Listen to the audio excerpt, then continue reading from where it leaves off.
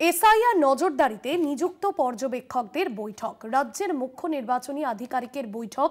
বৈঠকে রয়েছেন 12 জন পর্যবেক্ষক। বৈঠকে বিশেষ পর্যবেক্ষক সুব্রত গুপ্ত। এসআইআর নজরদারিতে নিযুক্ত পর্যবেক্ষকদের বৈঠক। রাজ্যের মুখ্য নির্বাচনী আধিকারিকের বৈঠক। বৈঠকে রয়েছেন 12 জন পর্যবেক্ষক।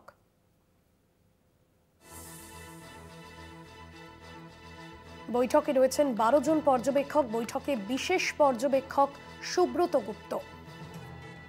রাজ্যের মুখ্য নির্বাচনী আধিকারিকের বৈঠক।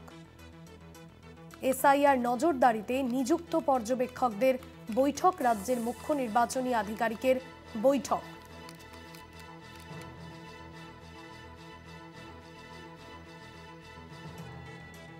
বৈঠকে 12 জন পর্যবেক্ষক রয়েছেন। সত্যসুন্দর রয়েছেন ফোন লাইনে। সত্যসুন্দর, এই বৈঠক থেকে ঠিক কি উঠে এলো? দেখো, বৈঠকটা যথেষ্ট গুরুত্বপূর্ণ এই কারণেই, একেবারে রাজ্যে এসআইআর এর কাজ যখন একদম শেষ পর্যায়ে বলা যেতে পারে, আগামী 4 ডিসেম্বর পর্যন্ত এসআইআর এর কাজ চলবে এবং তার মধ্যে সমস্ত যে এনামারেশন ফর্ম যারা জমা দিয়েছেন, যে সমস্ত ভোটাররা, তাদের ডিজিটাইজেশনের কাজ শেষ করতে হবে। বিভিন্ন জেলা ভিত্তিক ইতিমধ্যেই রিপোর্ট সিইও দপ্তরে এসে পৌঁছেছে। সেক্ষেত্রে এই পর্যবেক্ষকদের নিয়োগ এই সময় যথেষ্ট গুরুত্বপূর্ণ। নির্বাচন কমিশন মনে করছে যে তারা রাজ্যের যে ভোটার তালিকা এ রাজ্যের, সেটা 100% তারা নির্ভুল করতে চান। এর আগে বিভিন্ন রাজনৈতিক দলের তরফে ভোটার তালিকায় ভুয়ো ভোটারের অভিযোগ তুলে সরব হয়েছিলেন তারা। সেক্ষেত্রে একেবারে তথ্য দিয়ে তারা জানিয়েছিলেন যে বুথ পিছু কতজন করে মৃত ভোটার রয়েছে, কতজন স্থানান্তরিত ভোটার রয়েছে।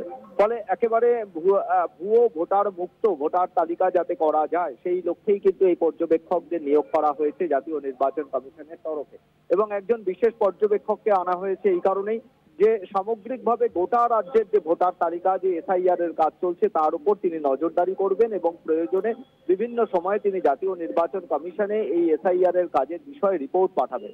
আজকে যে বৈঠক হচ্ছে, সেই বৈঠকে রাজ্যের মুখ্য নির্বাচনী আধিকারিক এই 12 জন যাদের বিভিন্ন জেলার দায়িত্ব দেওয়া হয়েছে পর্যবেক্ষক হিসেবে, তাদের সঙ্গে এবং অন্যদিকে বিশেষ পর্যবেক্ষক যিনি নিযুক্ত হয়েছেন তার সঙ্গে যে বৈঠক করছেন, সেই বৈঠকে মূলত জেলাতে কোথায় কোথায় এসআইআর এর কাজের কতটা অগ্রগতি হয়েছে এবং কতটা কাজ বাকি রয়েছে সে বিষয়ে সবিস্তারে তিনি সেখানে জানাচ্ছেন।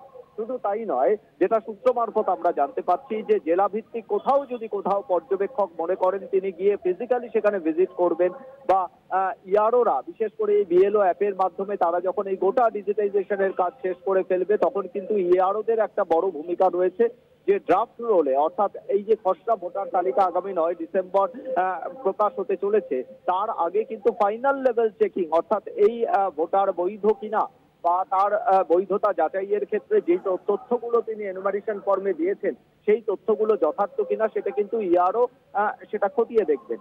এর ওপর কিন্তু একটা নজরদারির প্রয়োজন রয়েছে বলে মনে করছে জাতীয় নির্বাচন কমিশন, এবং সেই লক্ষ্যে আজকের বৈঠকে পুঙ্খানুপুঙ্খভাবে কিন্তু সেই সামগ্রিক যে এখনো পর্যন্ত কি কাজ হয়েছে সেটা তুলে ধরা হচ্ছে নবনিযুক্ত যে সমস্ত পর্যবেক্ষক রয়েছেন তাদের কাছে, যাতে তারা যখন ফিল্ড ভিজিটে যাবেন তাদের কাজ যাতে অনেক বেশি সহজ হয়, এইরকমই প্রয়োজনীয় নির্দেশ দেওয়া হচ্ছে সিইও দপ্তরের তরফে। ধন্যবাদ তোমায়।